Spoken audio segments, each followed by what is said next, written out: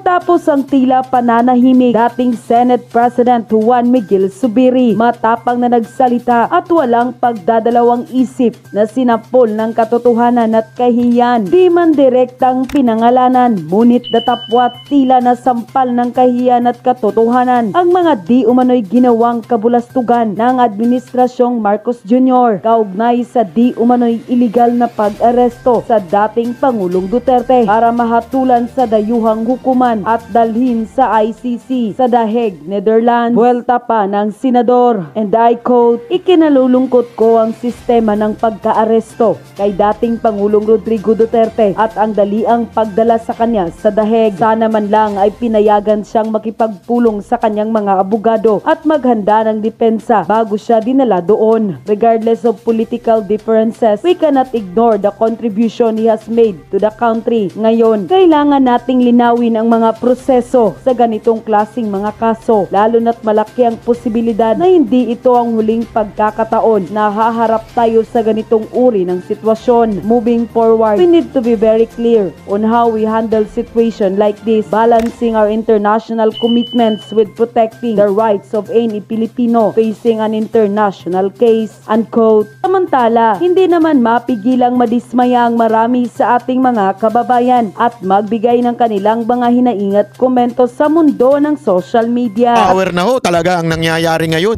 at hindi lamang po ito nangyayari sa Pilipinas, worldwide po ang people power para ho kay Pangulong Duterte. At hindi lang po yun, ang matindi naman sa kabilang kampo, naglalaglagan na po sila. Alam mo naman, yan ang unitae, laglagan, walang tulungan, at higit sa lahat, traidoran. Yan ang totoo.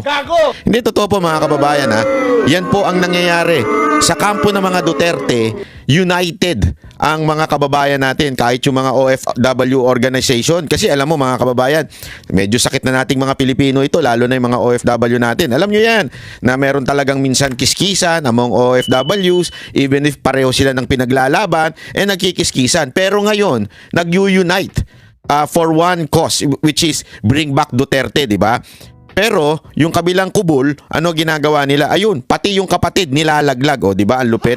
Tingnan ninyo ha, kung gaano na antala ang trapiko ng Shibuya at saka ng paikot yan, paikot. Ito, saan na yan?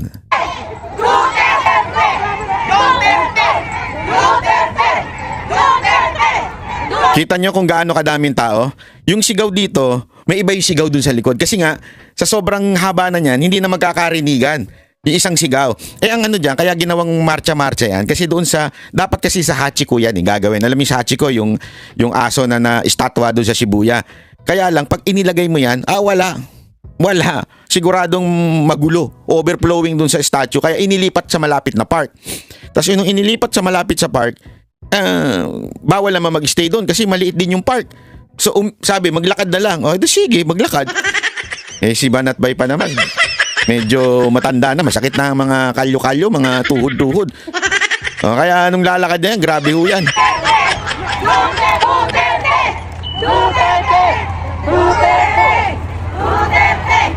At take note mga kababayan, hindi ho ito magkakakilala. Okay? Yung mga organizer magkakakilala. Pero the rest, talagang kusa lang silang nagpunta.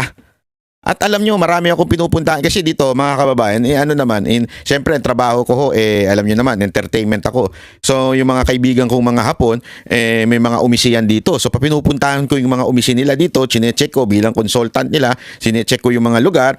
Pag check ko ng mga lugar, kahit to sa mismong umisi, meron silang event na Duterte event. Ganong kalupit mga kababayan. Kahit yung mga nandun, mga ano na ho yun, mga residente na po yun, nag-i-event sila para kay Duterte. Magkukulay green sila, may papalabas silang video. Ganon kalupit yung nangyayari dito sa Japan. Talagang, alam mo sabi ko nga, eto nga gusto ko lang mga kababayan, una sa lahat, gusto kong pasalamatan po si Bongbong Marcos. Palakpakan natin. Pasalamatan si Martin Romualdez.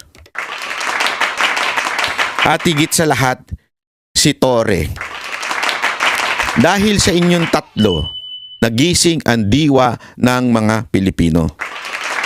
Dahil sa inyong tatlo, yung mga natutulog na walang pakialam sa politika, nabubuhay lang para sa sarili nila. Naintindihan ko yun kasi mahirap sa Pilipinas, mahirap na dito. Pag nandito ka na dito at detached ka na sa nangyayari sa Pilipinas Pero dahil sa inyong tatlo, nagising ang mga diwa nila. Palakpakan natin sila.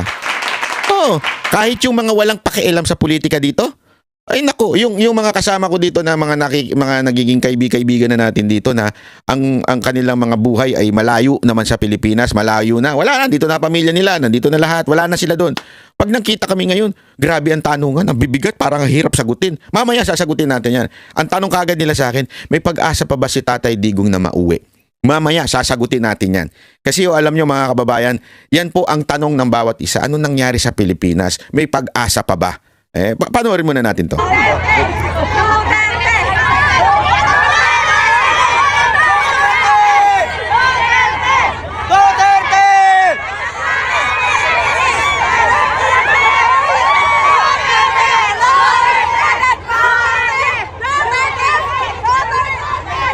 Pansin nyo, magkakaiba itsura ng poster?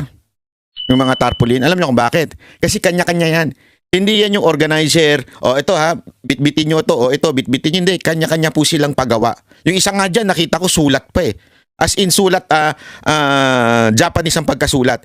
At tas tinanong ko sa kanya, ate, anong ibig sabihin yan? Baka mamaya nagbebenta ka na ng soft drinks dyan. Hindi, sabi ni ate, ibig sabihin nun, pinapaliwanag niya in Japanese para nababasa ng mga Hapon na nakakakita that yung president namin kinidnap at walang kasalanan yon at dapat ibalik sa Pilipinas. Ang galing ni ate, nakalimutan ko lang picturean, ngayon ko lang naalala, dapat pinicturean ko talaga. Kasi nga, bangingi pa ako niyan. Gagigising ko pa lang yan na yan nakagad na pinuntahan natin. Wala pa akong kape niyan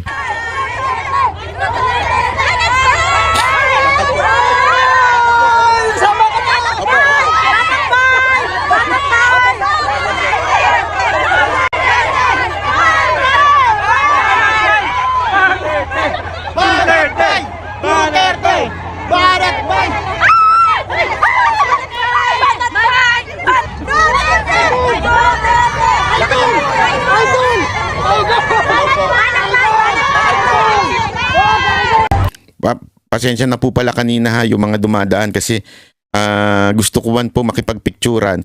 Napapagalitan tayo pag tumitigil yung linya kasi naglalakad dyan Pag tumigil, sumisigaw yung pulis.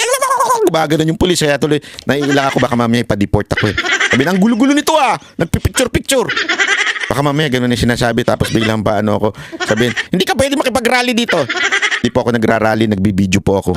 Nagbablog po ako.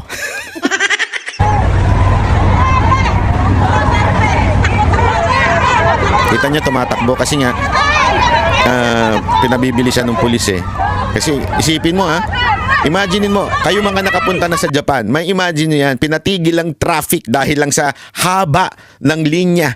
Ang haba ng linya na yan. Pinatigil ng mga pulis ang traffic. Sigurado ako busit na busit yung ibang mga Hapon dyan. Bakit po? Pero wala silang choice Actually, tinatanong nga nila yung ibang mga may mga Hapon na sumama, mga asawa siguro ito. Tinatanong nung ilang mga Hapon na dumadaan kung ano yun. Tapos yun nga, pinapaliwanag. Hindi po, lakad po. Kita nyo, tigil. Isipin nyo ang tagal na tumitigil ng traffic na yan dahil lang sa atin. Duterte! Duterte!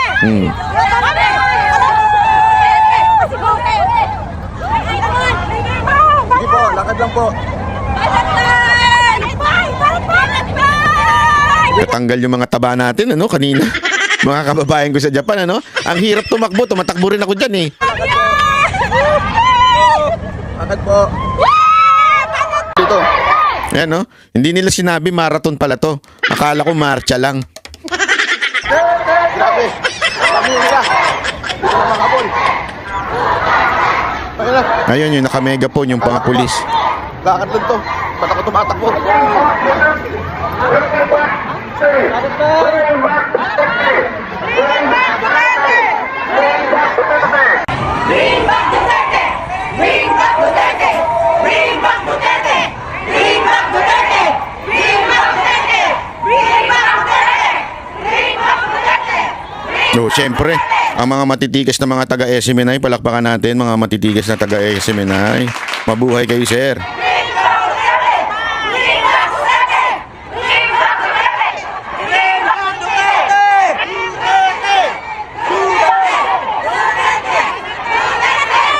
Yan ang masasabi mo una sa lahat, walang bayad. Bakit? Kitang-kita nyo naman, hindi nagtatago. Yung mga aktivistang mga NPA nakaganon, no? May hawak na tarpaulin, nakatago yung mga muka. Alam mong binayaran. Unlike dito, kita nyo naman, iba-iba pa nga yung sigaw.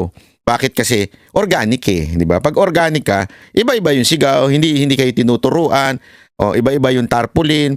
At alam mo, mamaya may kikwento pa ako sa mga inside story. Mga inside story. Gusto niyo malaman? Unya.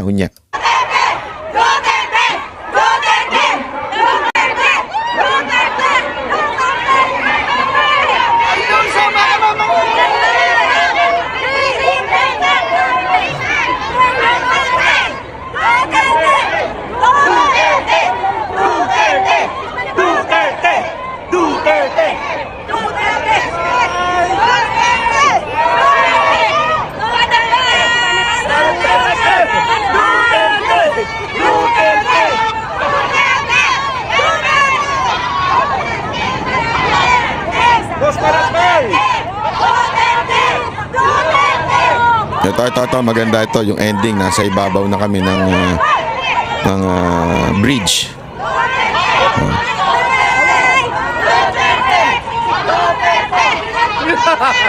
Kasama po natin si Banat Bay. Ngayon, si Bojo ang ating kaibigan. Everyday kita pinatakin yan! Ito, dalagbit-bit pa si Romualdez,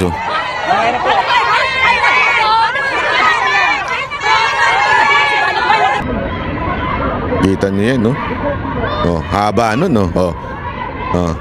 Walang bayad dyan, mga kababayan. Organic. Walang kinuha sa payatas, yung mga ganun. Walang ganun. Walang kinuha sa tundo, walang ganun. Yan organic talaga. Grabe, Alam mo mga kababayan, hindi lamang po sa Japan yan. Para lang sa kaalaman ninyo, hindi lamang po sa Japan yan. Nangyari ho yan sa Canada. Meron ako nakita today, na-post din nila, Canada, sa Saskatoon ba yun? Saskatoon, ewan ko paano pronounce yun. Grabe, nakita ko, snow pero lumalakad yung mga tao. Hindi ho biro snow dyan sa Saskatoon, nagpunta na ako dyan. Yung snow dyan, hindi katulad ng snow sa mga Asian parts like Japan, Korea. Yung snow sa Canada, yellow. Dito kasi powdery pa Yung matitiis mo pa kahit papaano. Powdery yung pagka kinuha mo powder, 'di ba? Yung sa Saskatoon, pag lumapag, yellow, madudulas ka. Ganon yung mga katulad din sa New York, ganon din Matindi, pero grabe, hindi mo napigilan yung mga naglalakad po na mga kababayan natin. Ito papakita ko sa inyo rin ito Ito. Sana ito naman yung sa mismong sa Netherlands. Kita niyo yan? Grabe din po yan, Ang dami talagang tao na nagpunta. Pakita natin yung video niya para baka sabihin ninyo edit yan. Alam mo naman yung mga ulul na mga tanso vlogger na tatanga-tanga. Ito pa, isa pa to sa Canada Ito naman. Ayan, yan sa Canada. Yan sa Canada. Vancouver. Lupit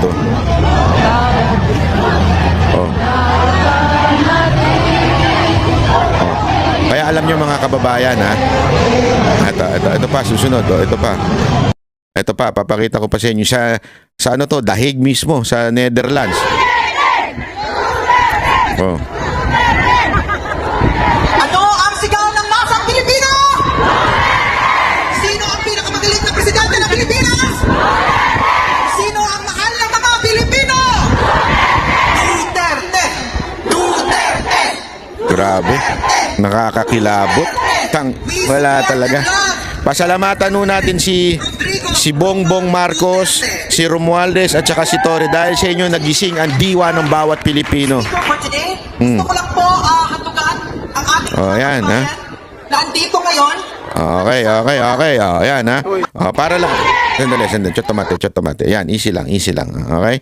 At kahit to sa Maynila, meron sa Pilipinas, meron din po. Sila Boss Dada, nagpunta naman sa saan ba itong pinuntahan ng mga banateros na ito? Ito mga banateros na ito. Nagpunta sila sa ito yung kapatid kong Evan. Ito rin yung mga dalawa ko pang kapatid na naiwan sa refrigerator. Ayan nagpunta rin sila. Gusto niyo bang pumunta sa Japan? Naku po. May mga visa po 'yan. Oo, may mga visa po yan. Si Coach Oli at saka si Boss Dada may visa po yan. Kung gusto niyo silang pumunta sa March 30 at saka ako, i-request nyo lang po sa SMNI. Sabihin nyo sa SMNI, pwede po ba? Natin sila, bombahin natin. Biro lang. papuntahin kasi siyempre may trabaho kami. Diba? Meron kami trabaho sa SMNI. So, para papuntahin kami dito, kailangan malaman ng sabihin niyo sa kanila, punta kayo sa SMNI page. Nire-request po namin ng Banateros pumunta dito sa Japan. Ganyan. Yeah. Sama-sama tayo. People power tayo. O, kaya naman, nire-request po namin pumunta ang Banateros sa Dahig. Yan. Ganun. Kung gusto nyo kami makita, kung gusto nyo lang naman. Pero kung ayaw nyo kami makita, wala namang problema. Wala tayong magawa. Talaga dyan, hindi nyo kami gusto makita. Wala tayong magawa ba? Hindi, biro lamang po. Anyway, alam nyo mga kababayan, seriously speaking, let's talk about this. Okay? Pag-usapan natin ng bahagya. Bakit po ba importante ang nangyayari ngayon na people power? I think, ito talaga, yung people power noon, nung EDSA, walang nag-utos. Nagkaroon ng sama-sama from different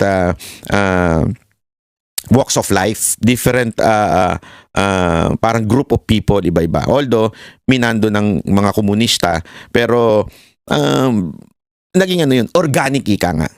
But again, the world already changes. Tama ba? Change. Or whatever. Basta kung ano yung tamang English yun na lang. Huwag na kayong maano dyan. The world changed. Hindi pala changes. The world changed. Nagbago ang mundo. At nagbabago pa. Ang tunay na people power ngayon ay wala na sa Pilipinas. O masasabi nating, mas magandang sabihin, hindi lang sa Pilipinas. Worldwide na po. Dito mo makikita na ang bawat Pilipino sa iba't ibang dako ng mundo. Kasi dumami na rin ang OFW ngayon. Unlike noong 1986, hindi ganun kadami. Ngayon, doble, triple, o more than that. At marami